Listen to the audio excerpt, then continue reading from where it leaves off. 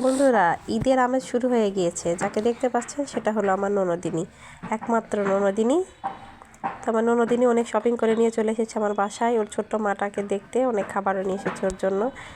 তো একটু ঢং করছে যে না ভাবি আমার চেহারা দেখাবেন না।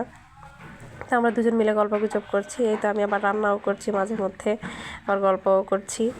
তো আমার বাসায় শুধু আমার ননদিনই আসে নাই, সবাই আমার চাচি শাশুড়িরা, চাচা শ্বশুর, দেবর, ননদ, আমার শ্বশুর শাশুড়ি সবাই এসেছে।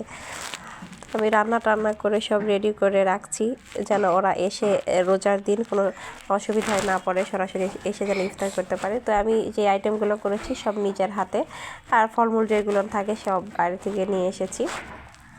তো আজকে আমার বাসায় ছিল এই ছোট্ট একটা ইফতারের আয়োজন। এখানে দইয়ের ঘোল করেছি, সবাই এটা পছন্দ করে খেতে, এই জন্য। তো আমার বাসায় মেহমান আসলে আমি অনেক খুশি হই, কেননা মেহমান আল্লাহর নিয়ামত।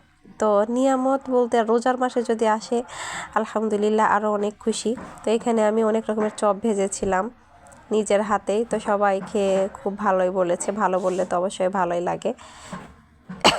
আমার যতদূর সাধ্য চেষ্টা করেছি আইটেমগুলো। এইগুলো না আবার আমার আব্বা আমাদের জন্য পাঠিয়েছে তরমুজ, দই। তো অনেক রোজার সময় মেহমান আসলে অনেক আনন্দ লাগে, হয়তো বা একটু কষ্ট হয়, পরিশ্রম হয়, তারপরেও আমি অনেক খুশি হই। মেহমান আমার বাসায় আসলে আমার অনেক ভালো লাগে, আর যেহেতু নিজের মানুষ আসে সেহেতু আরও অনেক খুশি। আমার মেয়েও অনেক আনন্দ পায়। তো বন্ধুরা, সবাই ভালো থাকবেন, আমার চ্যানেলটি সাবস্ক্রাইব করবেন। আল্লাহ হাফেজ।